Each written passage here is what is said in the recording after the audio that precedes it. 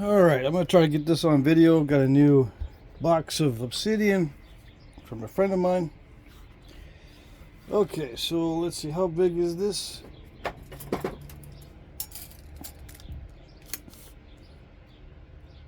Eight and 3/4.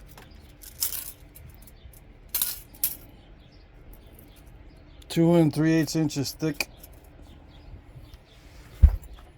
Alright, pretty heavy. Okay, let's see, who is this from? Brian, my friend Brian. Okay.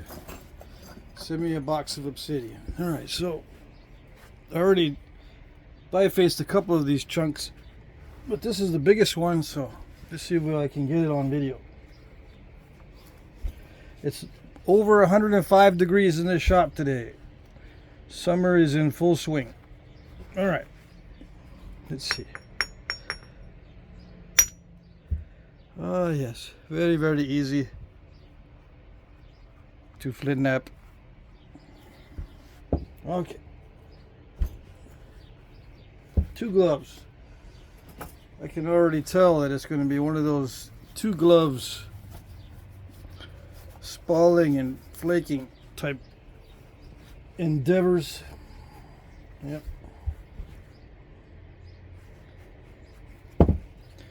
Okay. So I'm not going to rush this at all. And I always do this on the floor or on the ground. I never do this in my lap. Very nice. Very nice.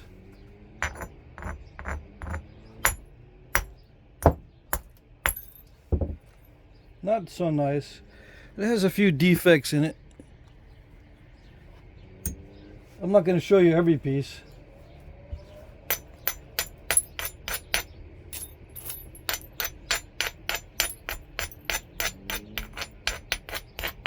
Just the first few, and then I'll go to town on this.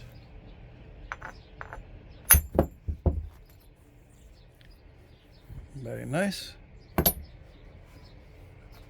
It scooped it out a little bit too much though. Let's see. What? It's getting lighter, that's the thing. Once it gets lighter, then I can pick it up.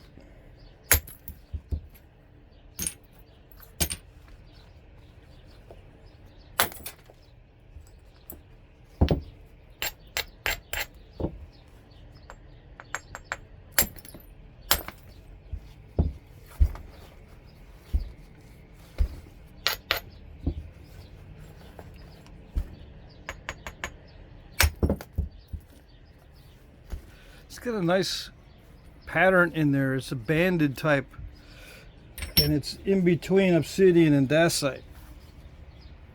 It's not clear, but it's not very transparent either. I mean, it's not very opaque. It's in between being opaque and transparent. Kind of reminds me of that black butter Dacite. Feels like it's napping similar to that stuff.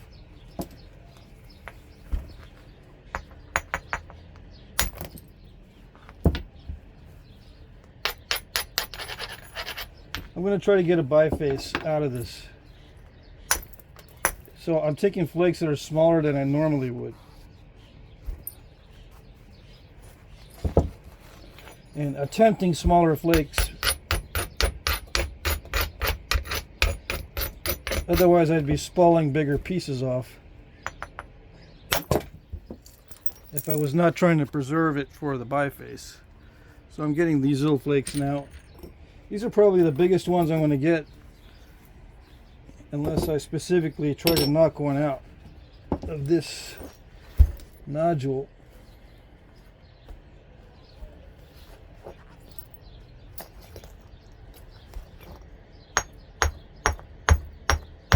I'm going to try to send one in there.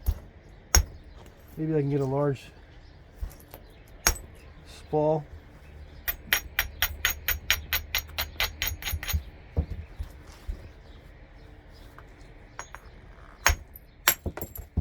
No, that's good enough. It does have a crack in it right here.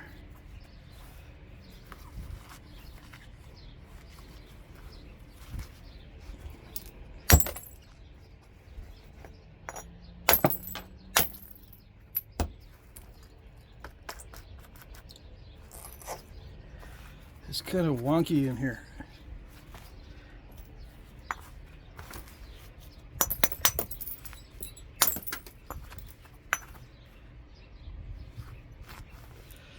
It's wonky as far as the material quality. I could try to preserve the biface in this area or that area. Let's see.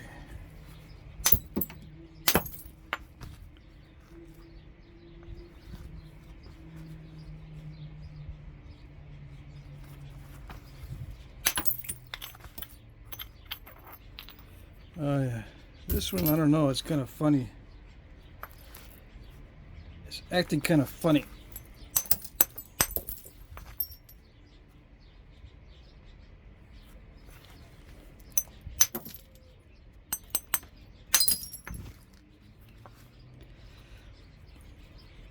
Might have some issues, I don't know.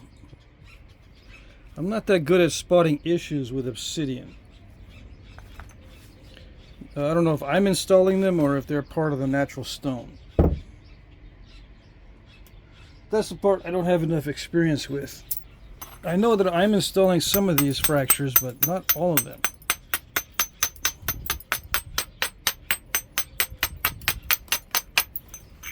Some of these weird areas, like this one right here, is a natural crack. And something down in here was going on.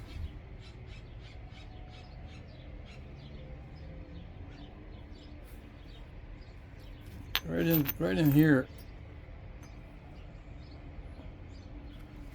All right, let's see.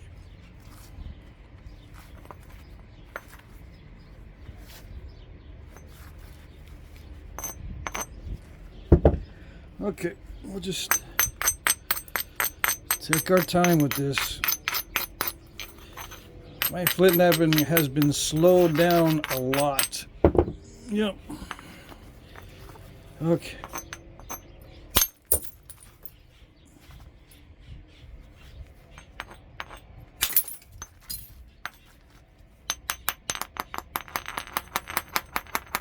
Come on. Undetached flake.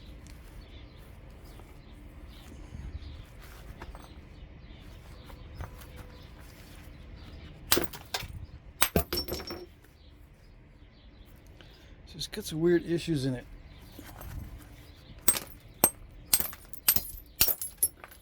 Which are not bad until you start to thin it down.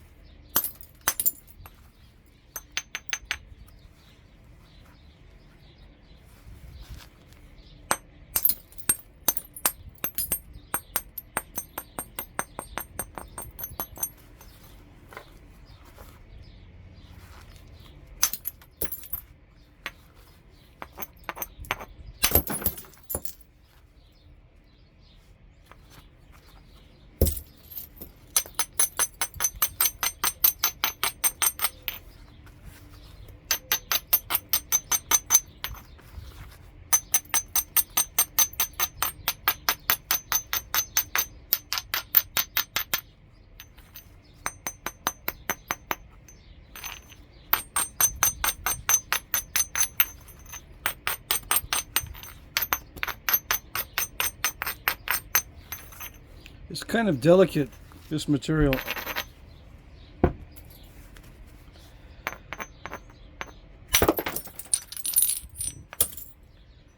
Yeah.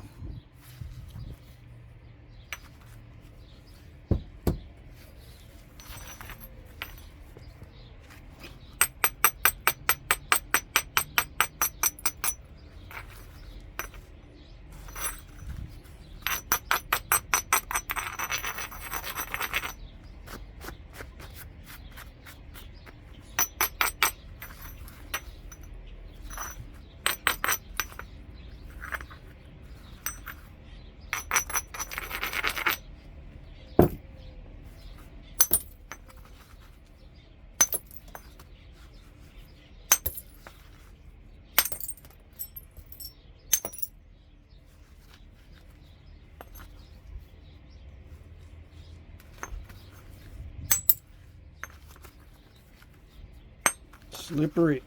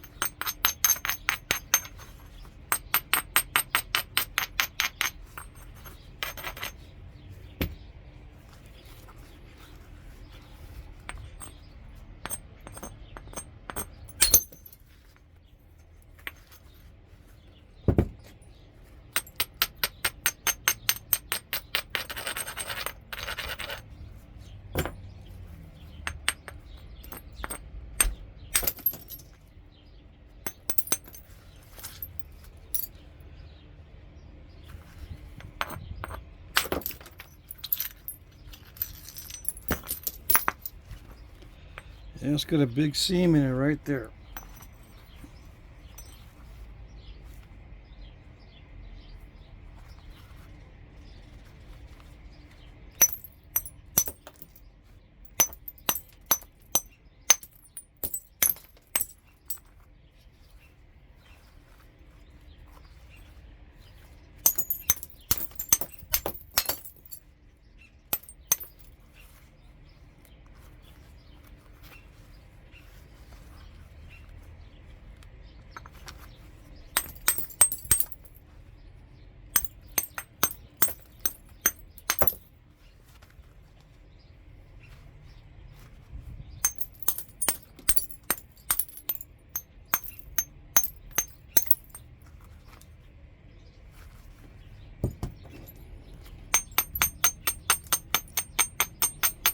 So I've got to think about it. I've got to strategize a little bit what I'm going to do to preserve as much as I can.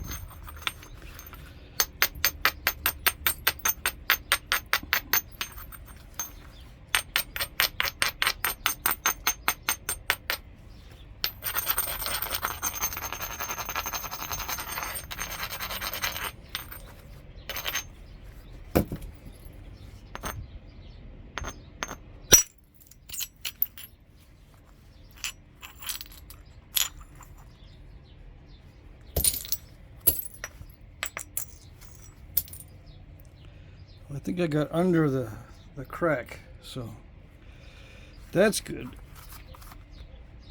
Yeah, I don't see it any deeper than that.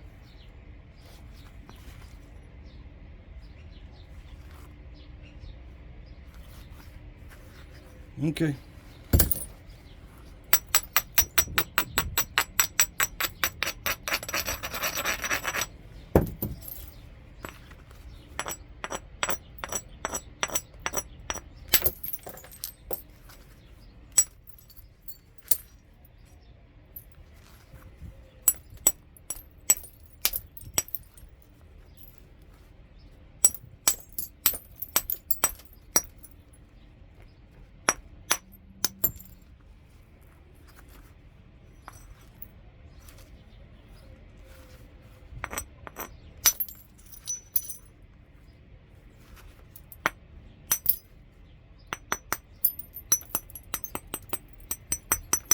Yeah, no more big spalls. I'm just trying to preserve the biface. There might be a few big flakes, but no more spalls off of this. Let's see. It is now, still, it's 8 3/8. I didn't lose too much off the length. We'll see how it goes. I still have enough meat in there that there's a biface in there somewhere. If it doesn't have any more cracks.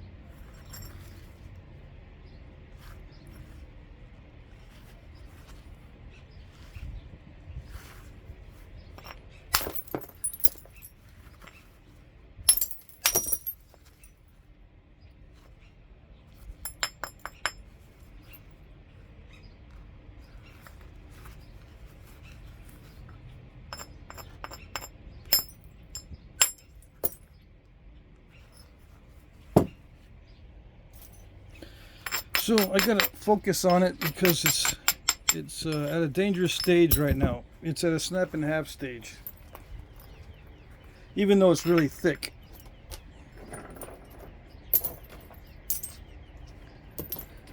I do have to hit it pretty hard for some of these upcoming strikes, so I've got to be extremely careful that I don't crack it in half. All right.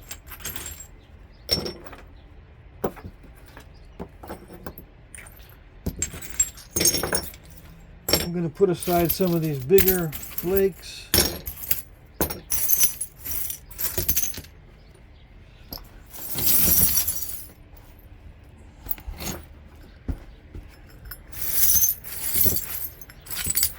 Move the rest over here.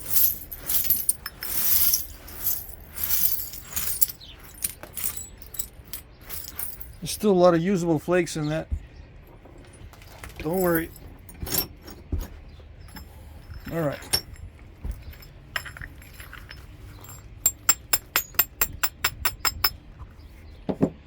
Okay. Yeah, I gotta pause from time to time to do this. I don't see too many other nappers doing this, but I have to do it. I don't know why. That I have to. 'Cause if I don't, I'll end up going to bed with all kinds of scratches and annoying little itches. Maybe even a flake or two stuck somewhere where I don't want it. I have to periodically clean up. Yeah. But I actually like Obsidian. Especially when it's interesting like this. Even though it's got some cracks in it, this material I like. It's nice and waxy.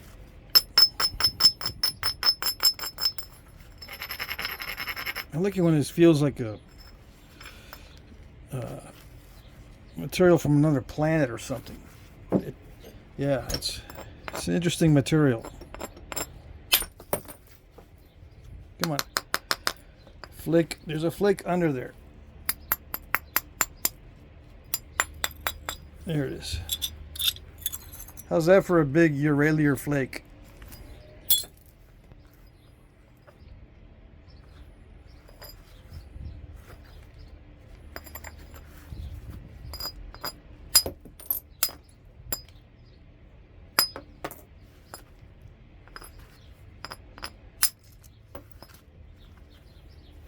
Yeah, very easy to trim, and if you're not careful or if you're new, you can get carried away.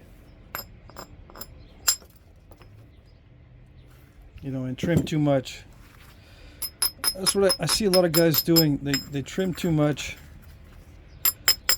at this stage. I was going to say in the initial stages. It's not the initial stages anymore. It's kind of a mid stage right now.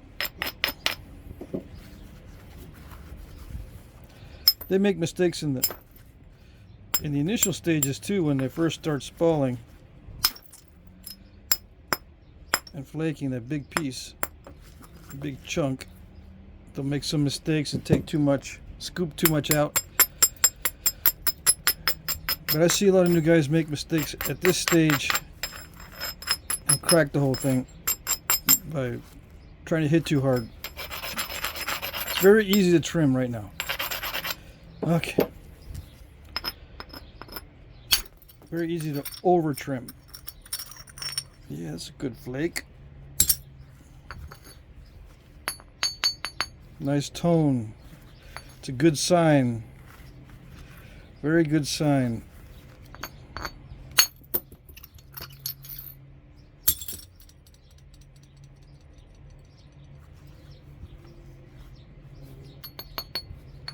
It wants to dive, which kind of worries me. Yeah. That I took a long time to learn how to do the non-step fracture thing. During that time, I also was becoming aware of how to not cause flakes to dive in.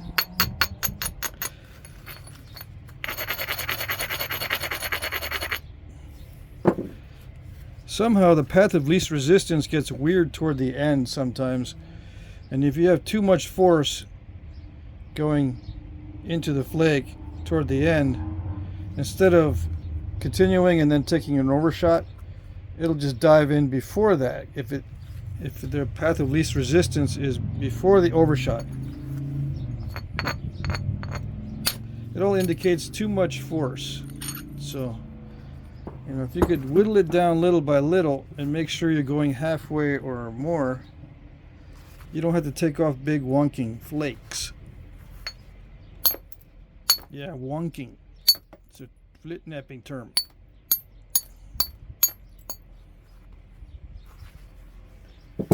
Yep. Just take off what you can in that range where it's just past center. I see this just went past center, just past it. Then you don't have to worry too much about the overshots. If you can manage it, you know what I mean? Just manage. I don't know how I manage to do it. It's mostly subconscious, but I try to picture in my mind where the flakes is going to go, kind of, sort of, but not in the physical sense, just in the length of it. I didn't know I was going to make this shape. I just felt that it was going to go to about halfway, and that's it, with the amount of force. And you get used to it over time, how much force is required to send the flake halfway. And then it changes as you're napping, but with experience you make the adjustment. You hit less and less hard every time. Sometimes it doesn't work because it requires a hard hit, and you don't hit hard enough because you're thinking it's smaller now, and you end up with a step fracture or a flake that didn't go more than halfway, and now you got to try to clean up the mess from the other side. That kind of thing. And if you try to clean up from the other side to go past halfway, not only do you have to go past halfway, but you're going to ram into the area that's nasty and try to clear that out, so you have to risk the overshot. Yeah.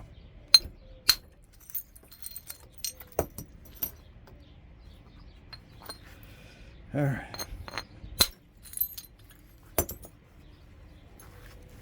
It's getting to the critical stage, or it's at the critical stage where I can't scoop out too much.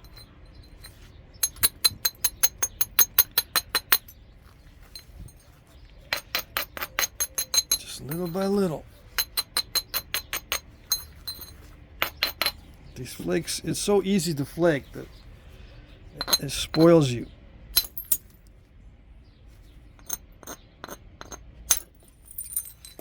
There's a lot of inward force.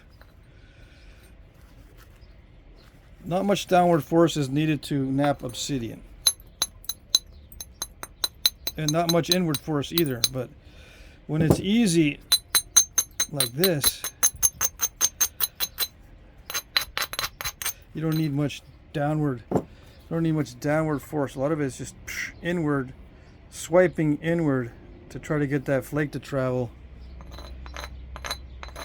But you've got to be careful. It's a very subtle thing. You can hit too hard in and scoop out a big scoop, and that's not good. But yeah, you got to hit inward.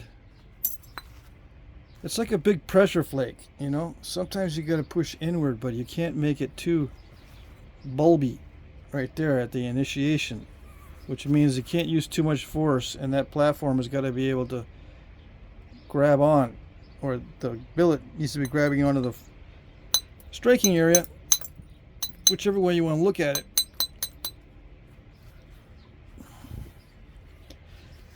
Yeah.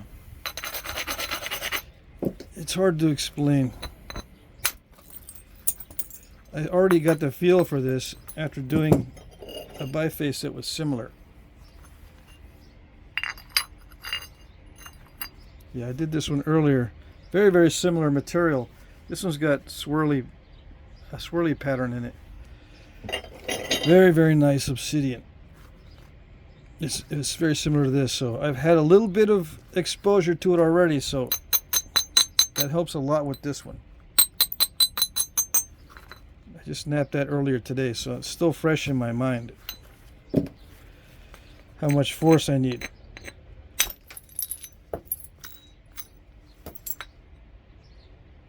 Yeah.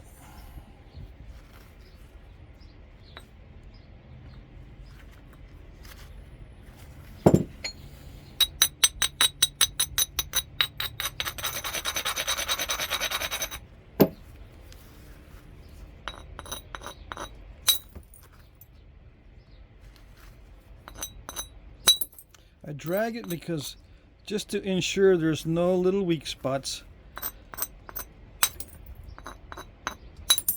because those little weak spots can cause crushing, and sometimes you can crush those out it doesn't matter too much sometimes. But other times, it can remove force from your strike, and you won't get a traveling flake.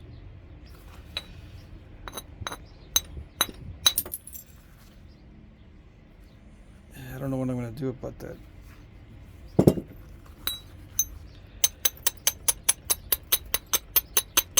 Switch over to indirect percussion probably. This edge is a lot more wonky than this edge. This one is relatively easy to deal with, but for some reason this edge here, it ended up being very bumpy, like always. But with Obsidian, it's not the same strategy as it is with chert. With chert, I would whomp on it really hard, and I don't have to worry about it cracking in half. But in this case, I can't do that. I gotta tiptoe with this thing. See, I would just hit it really, really hard right here, take off a big flake. Hit it really, really hard there, take off a big flake on this side. And just hit it really, really hard in areas that are turtleback-ish. But I can't do that with this. Not with delicate stuff. Not without risking breaking the whole thing or risking the overshot. All right.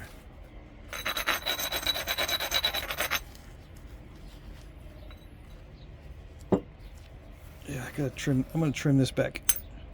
Move this edge this way to get kind of level with this edge. See, this edge is way up here. I'm gonna move it down this way to be more in line, and then I'll start taking flakes off. This is pretty flat and smooth on this side. I don't need to work that side. So I'll take some of this edge off to move it that way, so I can focus on this side. And that's the only time I trim a lot off, just as a if I have an overall strategy that I need to accommodate, I'll take a lot of the edge off to accommodate it, but that's the only time. Usually I try to preserve as much of the width as possible.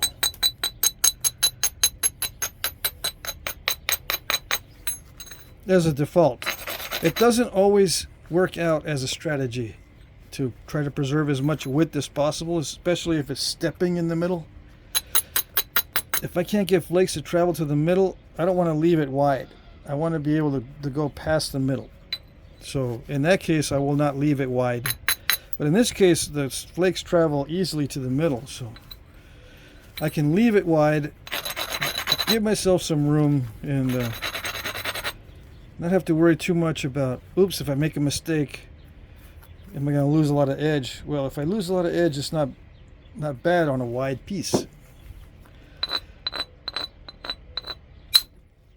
And then I end up with nice flakes like this that I can use later on something else, because it's wide and I'm sending in long flakes.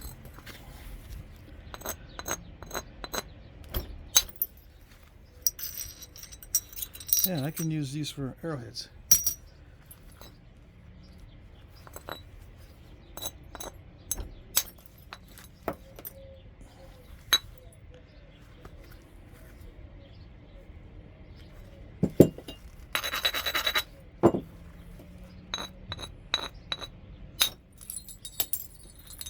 Use that one, but that one, see, it acts kind of funny in here. That worries me, because once in a while that'll just dive in. So the smoother it gets, the faster I can smoothen this out, the better. So I had to choose my flakes carefully.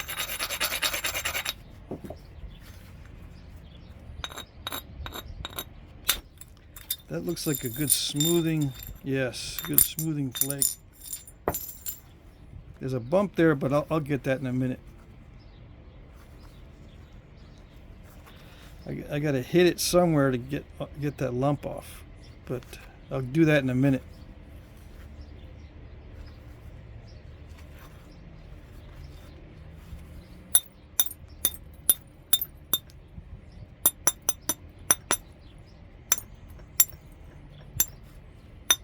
So right now I can do indirect percussion on it. And it's at a good stage for the indirect percussion. Yeah. Because I'm starting to approach the limits of my ability with the billet. I can already tell.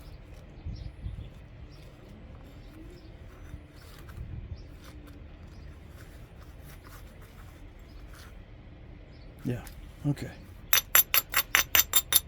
So I'll prepare it for indirect percussion.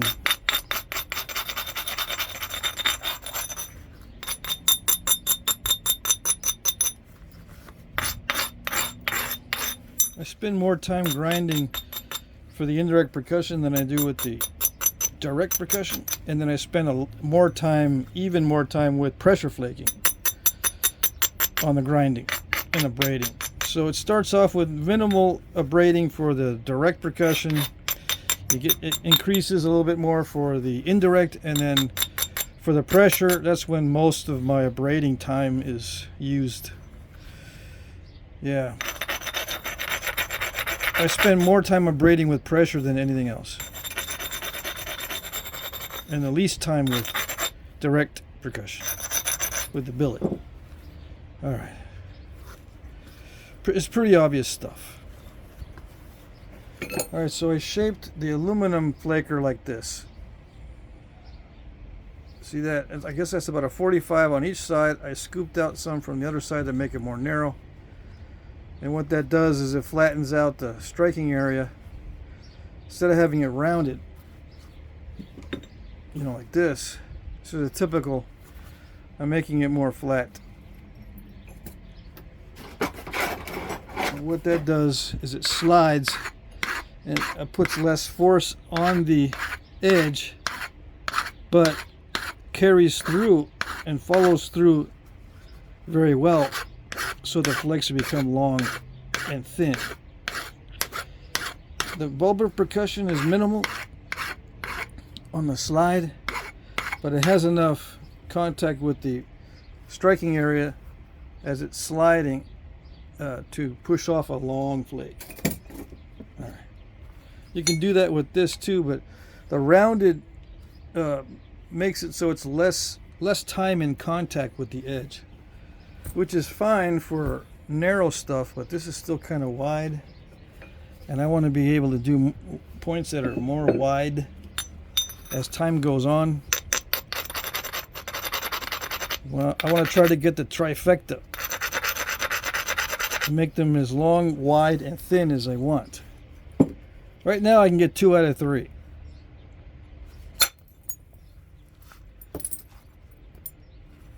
I can make them long and thin, but not wide. Okay. Not wide and thin. Okay.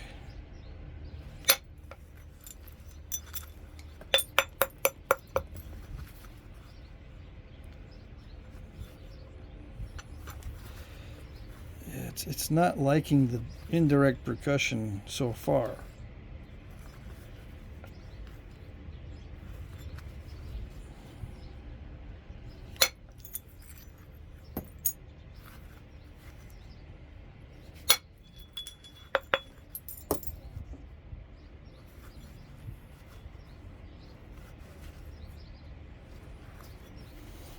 Yeah, I'm just not liking it too much.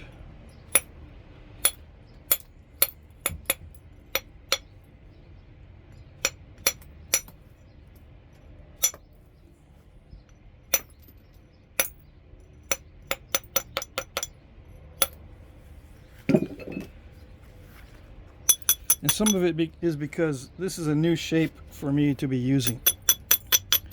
It's a little bit of lack of experience.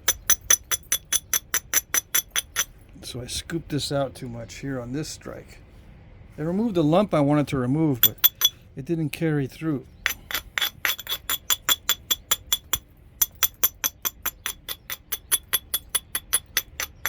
I'm not preparing the striking area all that well either. I'm trying to be expedient. See if I can get away with it. If I can get away with being expedient, that's ideal for me. The longer I spend on it, the more the returns start to diminish.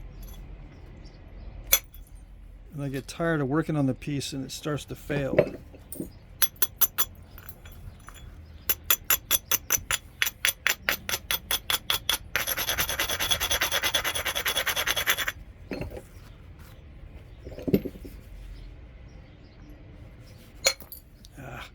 See, like that, I'm already tired of working on this piece, so I make these mistakes.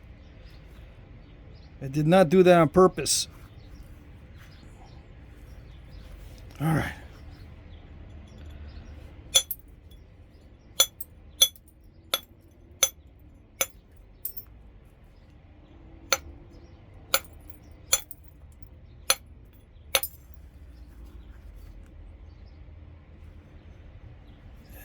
That's a problem for sure.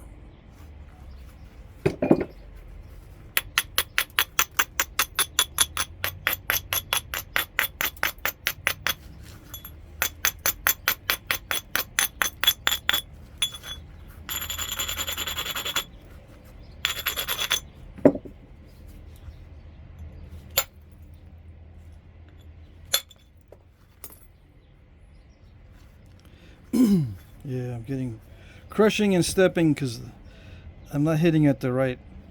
I'm not hitting it in the right way. I've got to get used to it.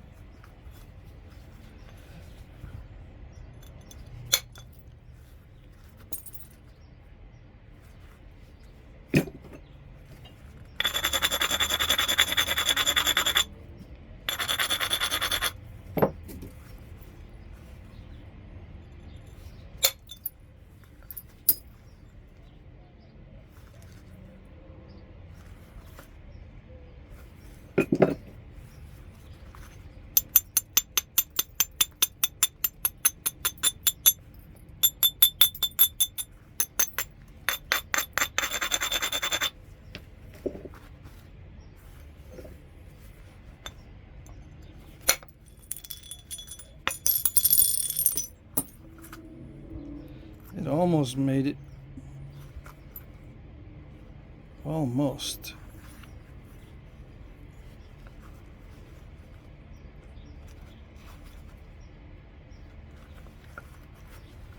Yikes.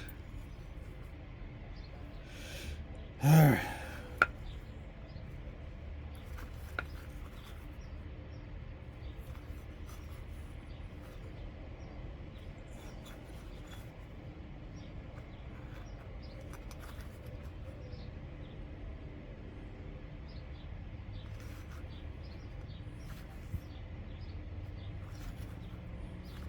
There's no good way to attack that.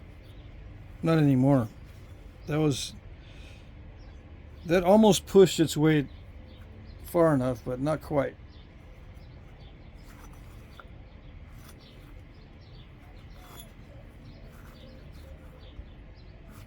Yeah, the only option is to make it more narrow at this stage.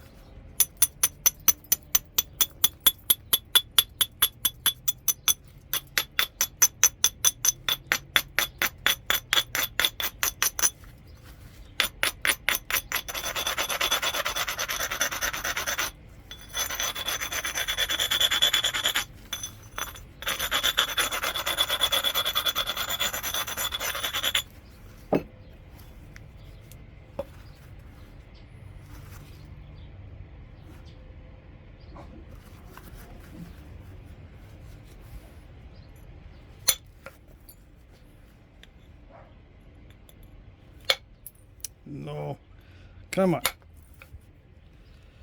Yeah, I'm getting those step fractures. Dang it. All right.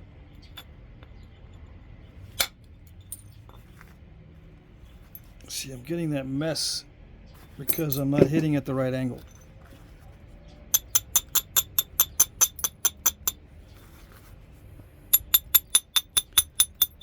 I'm thinking this is, I need to use that in a special way, but it appears that I don't. I'm just going to use it like if it was round.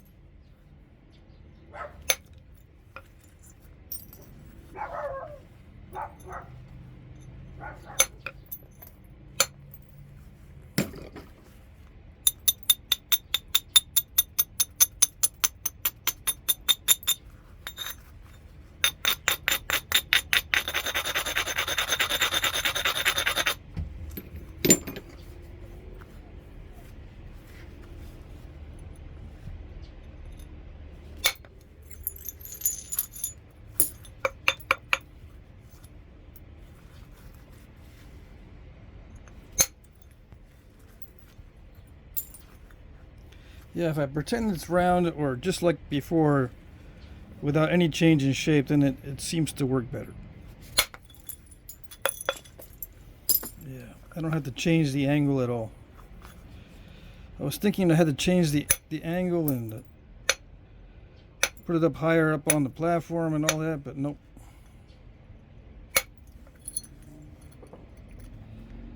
I just pretend it's round and it seems to be working all right.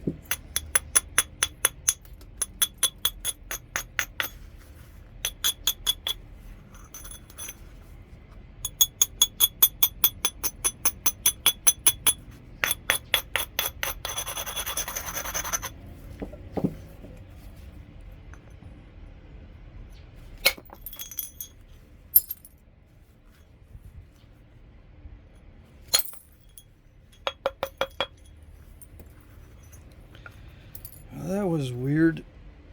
Okay.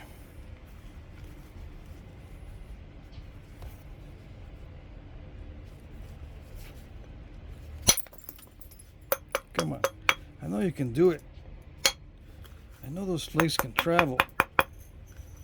It's really easy material to knap, but it's just not traveling.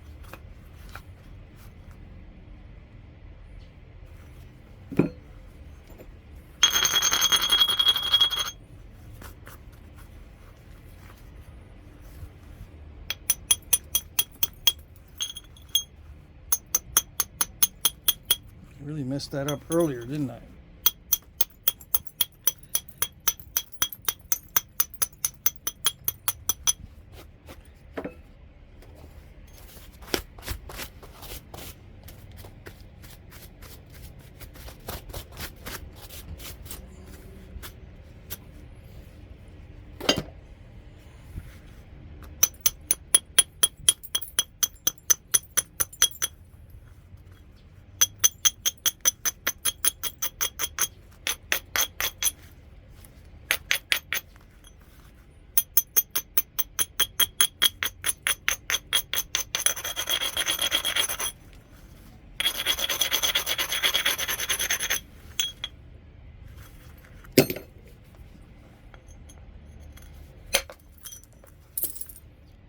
Another thing is, it seems to work well if I add some pressure in the beginning.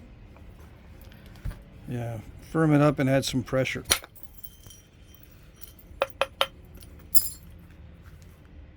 Just a little bit.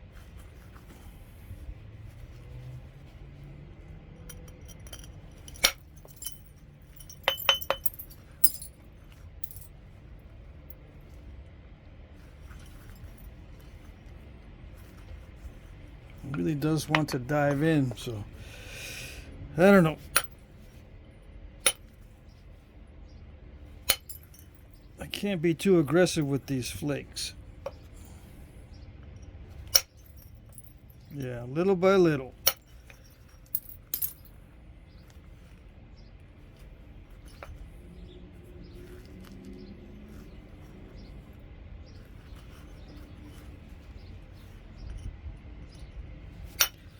which means lots of flakes. More flakes than I normally would take on a piece, which is the opposite of my normal style. Yep. Oh well.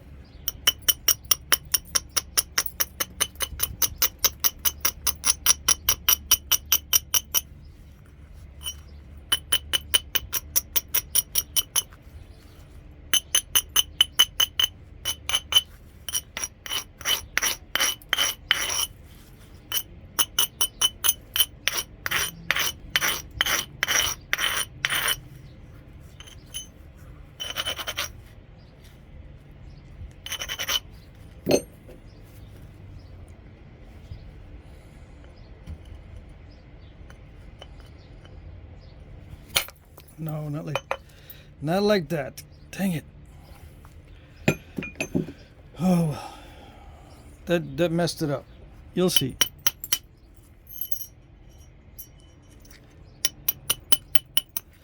A lot of force in a small area, but the force did not go where it should have gone. So now I got a bunch of weirdness.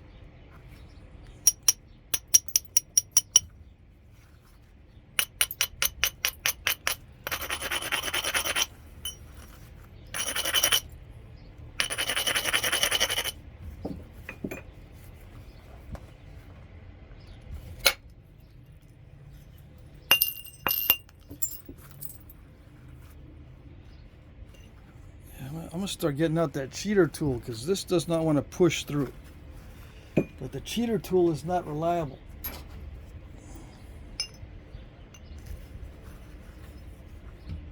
Sometimes it'll cause those flakes to dive in.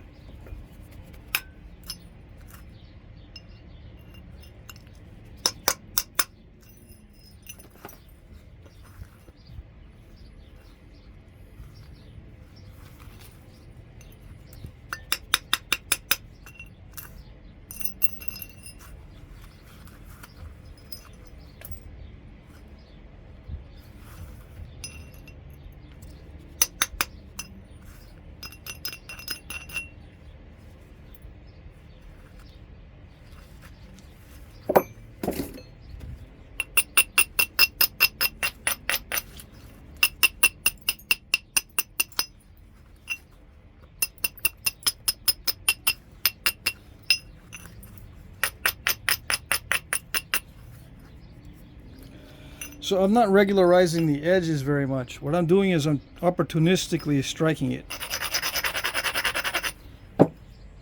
Because that's my Flintknapping style. Opportunistic. I can regularize it.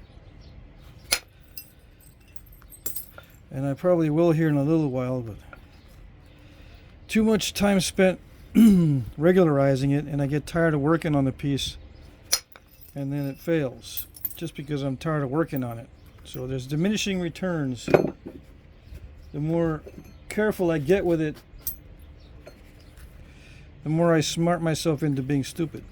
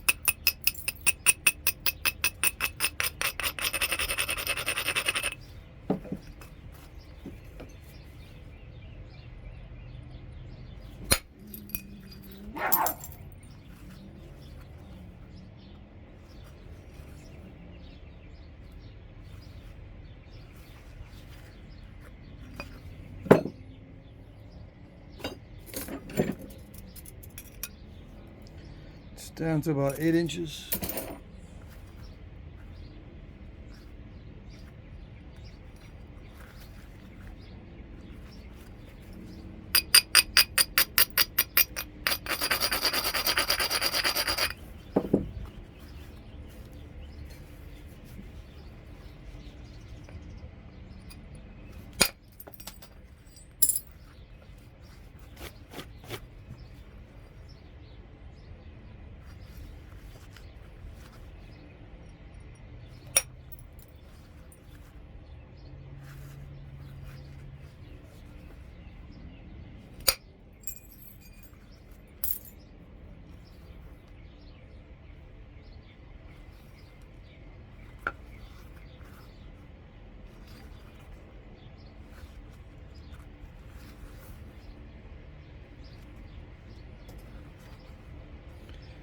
to lose some length off the tip, just a little bit, so I can remove some of that mass.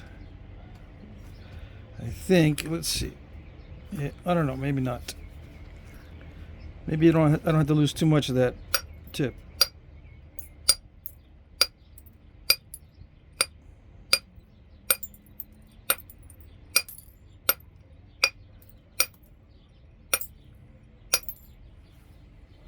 I'm just gonna move the edge that way.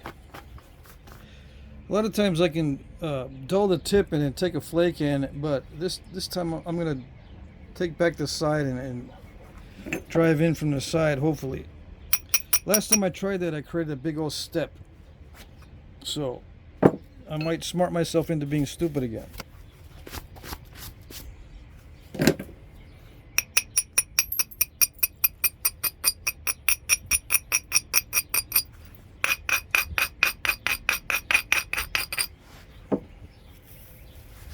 I've already got a flake inside my arm already, but it's okay. This stuff I can see. I can dig it out. There you can see. I can't turn my arm, but it's in there.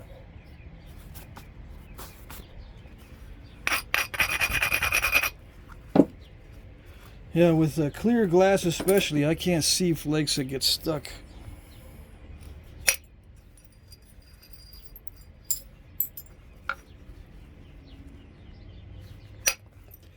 This stuff's pretty good. I can see it.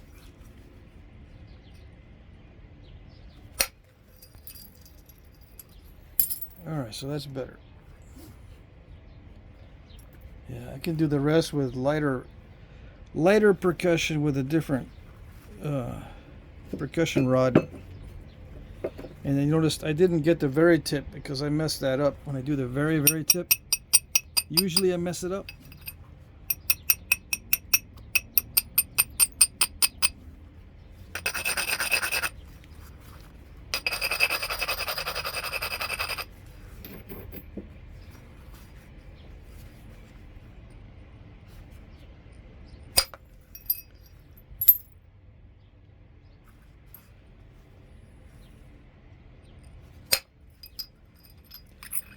Yeah, that was good, but it stops too soon. It stops itself way too soon. I don't know why.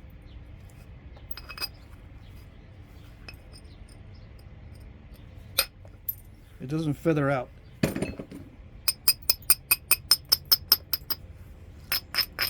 Probably because it's brittle. Yeah, imagine that. The flakes are not that flexible, so they snap at the end instead of feathering out. If it's more flexible, they'll feather out.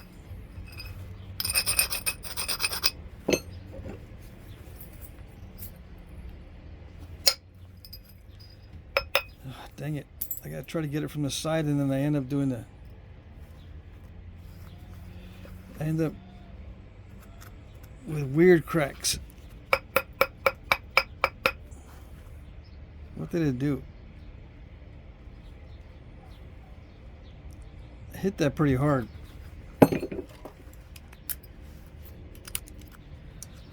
But instead of fanning out in that direction, I guess it hit an incipient crack and didn't go anywhere on this side. See, it's supposed to fan out this way and that way to get the back of that, but something happened right in here that caused the power of that flake to just hit that wall, whatever that is right there. It might be an incipient crack or something, I don't know.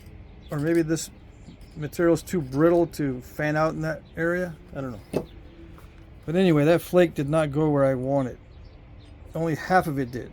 The other half did not. And that striking area was pretty good, as far as I could tell.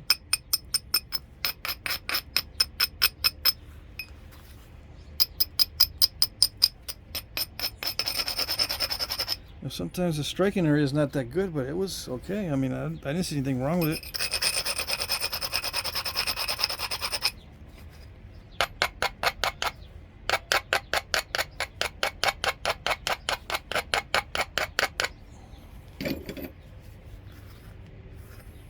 I don't know. There we go. It's a little bit too much scooped out, but it's all right. It's gonna have to be all right. I'm just gonna have to deal with it.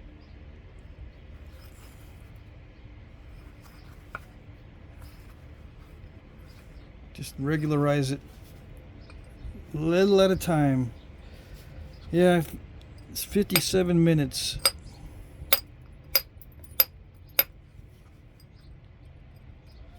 "57 minutes already."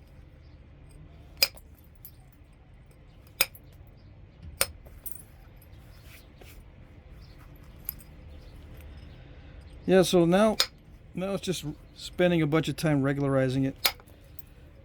I feel like I've gotten rid of most of the bad spots. If I don't install any more bad spots trying to regularize it, we should be in business.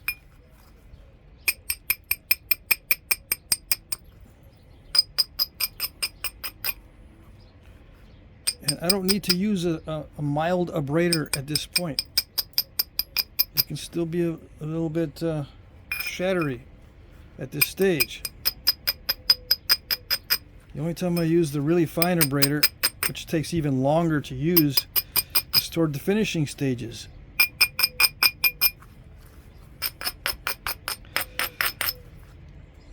Yeah, some guys are observing that I should be doing this and that and this and that, which is perfectly fine. But what they suggest lengthens the time it takes to make the point. I don't really feel productive by reducing the amount of time it takes to make the point. I'll do it, and I might be able to increase the skill so it doesn't take me as long. But 99% of suggestions that I get lengthen the time it takes to finish, which is the opposite of what I want. But like I said, if I can get good enough at them, maybe it will speed up the process. But I don't want it to take 5 more years to be able to get fast at the suggested, with the suggested methods. 5 weeks, yes, not 5 years.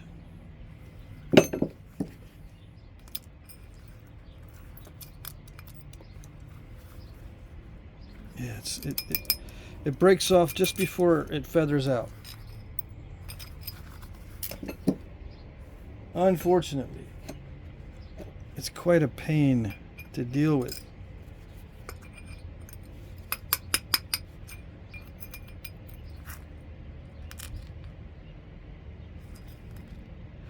So I got to come back and wipe that out with a big old flake, which is not something I want to do.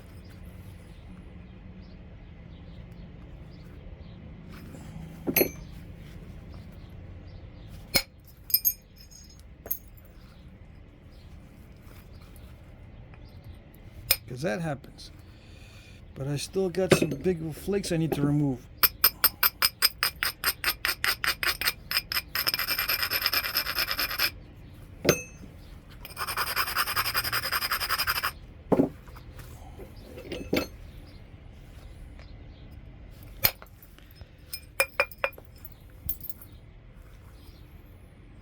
Yes, this is not feathering.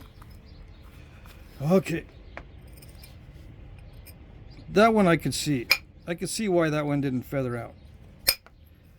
It's still just, I wish it would.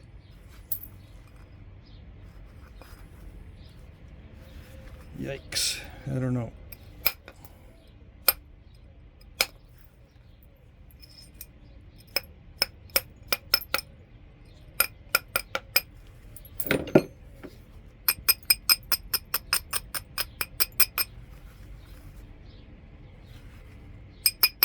Yeah, I'm going to be losing more length the more I mess around with that.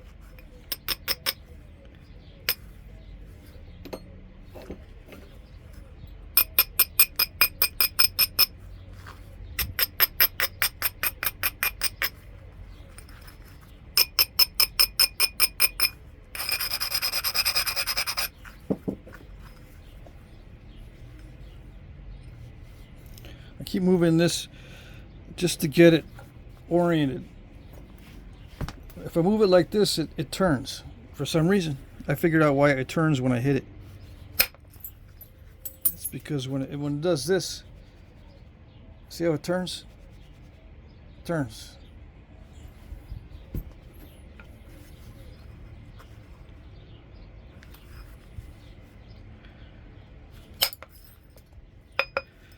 Come on.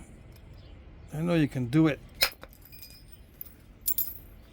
Yeah, I gotta put a little bit of pressure behind the... I gotta put a little bit of pressure in here so it can travel further, I suppose. But it doesn't always work. See, it stopped itself.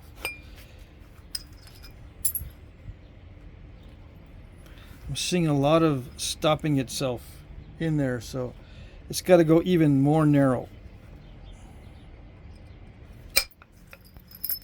if I want to clean that up.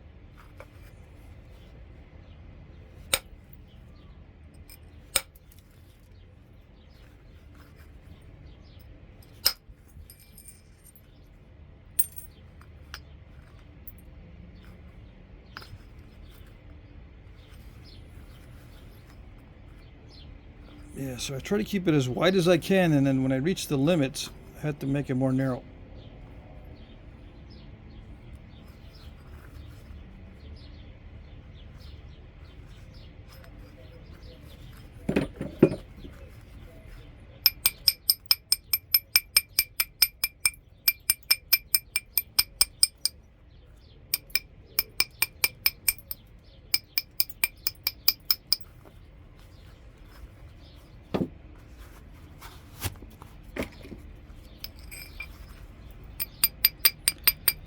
I feel like taking both gloves off because there's something that I'm not doing.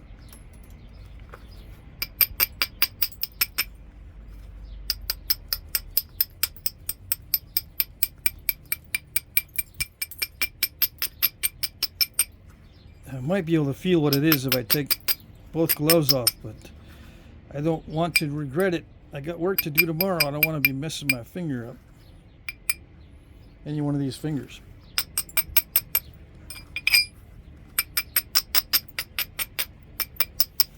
If it was the last day of the week, late at night, maybe I'd take both gloves off. Because if I cut myself, at least I got a couple days to recover. But not right now.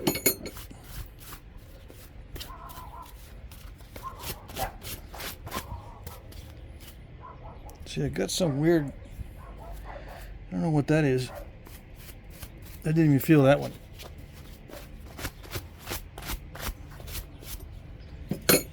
All right, let's see.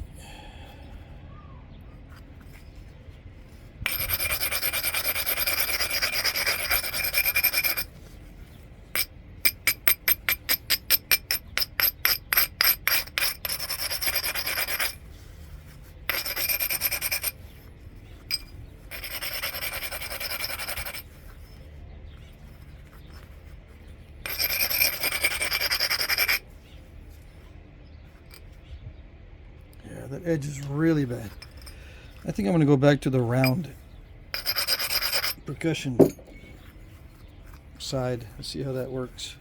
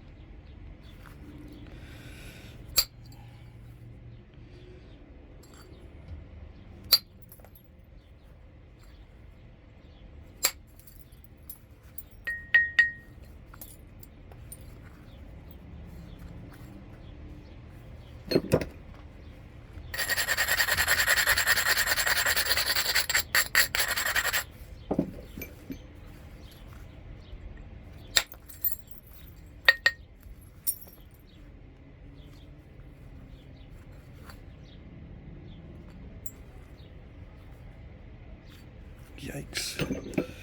I don't know.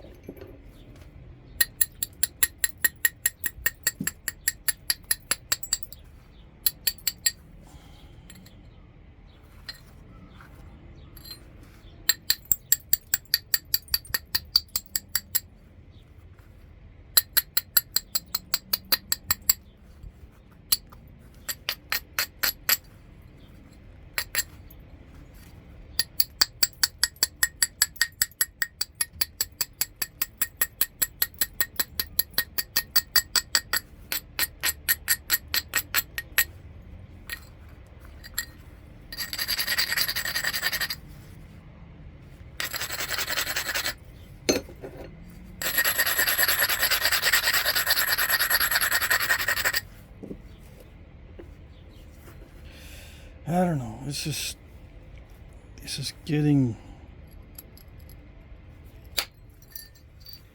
a little too dicey.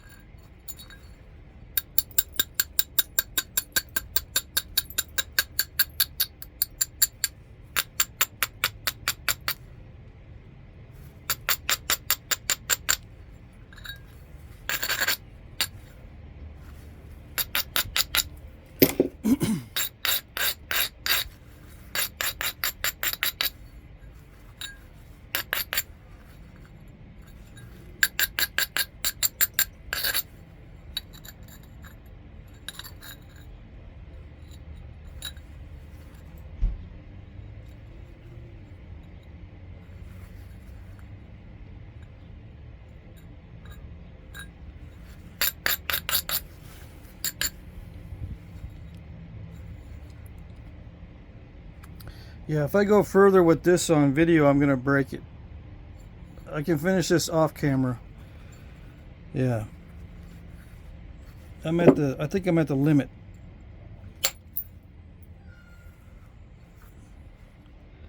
Of what I can do on camera. Yeah. Because what's going to happen is, as I'm regularizing this and as I'm trying to do damage control, if I'm not completely in the zone, I'm going to mess up the edge somewhere. and create an incipient crack that I can't fix. And then from that incipient crack, it'll be 2 pieces instead of 1. And yeah, I can tell already. I need to damage control some of these areas like that lump there. I need to do a thin tip on it. The bottom here isn't too bad. I don't have too much trouble with this area. What I have trouble with is the very tip and the exact middle. Yeah, so I'm not going to finish this on video. No. It's not worth me breaking this thing. So that's it. Yeah. And I'll probably put this aside, work on more of this obsidian to get more of a feel for it, and then finish it out. Because right now it's just a little bit too messy. It should have been much cleaner by this point, but it's a little bit too messy, and some of these areas are going to require very, very lucky flakes to clean those out. So it's already doing something weird in there. It's trying to dive, and it's probably scooped out a little bit already in there somewhere, so I'll have to reduce it down. As I make it more narrow, it gets weaker. So I've got to choose wisely how narrow I make it. But after I take this lump out, that's probably first, I'll attack this little weird thing, but it'll get about 1/8 of an inch more narrow on this side. I'll do some more flaking to smooth out the surface. Yeah, this is a weird area here, but I can get that probably pretty or relatively easily. But anyway, yeah, I'll leave it for later. I may or may not offer it this time around in the auction, but it will be available as a finished piece later on. But I will not risk doing it on video. That's too valuable. If it was 5 inches or less, yes, but it's 8 inch. It's an 8-incher. Let's see.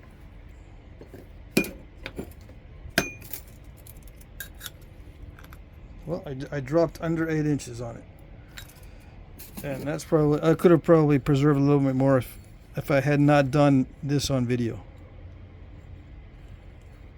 Could have remained an 8-incher. Yeah, probably. All right. So that's it for that one. I just need a thumbnail, I guess.